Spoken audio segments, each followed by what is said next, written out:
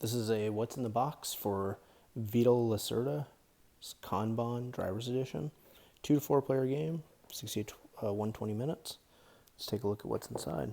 So we have the board here. I'm not going to be able to, I guess I'm not going to be able to display everything. I'll pull it out a little bit here.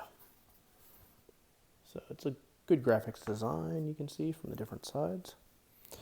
The instructions, 30 minutes per player, I guess, for playtime. I somehow doubt it unless you're experienced. It's a Lacerda game.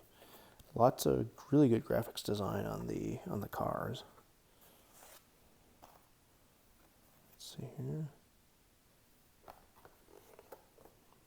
More cars. And it's pretty good production. Wow, look at this. Some nice like car meeples, I guess. Some, I guess, just generic people and cubes and stuff. Some cards. Let's see what else is in here. So, reference cards, it looks like.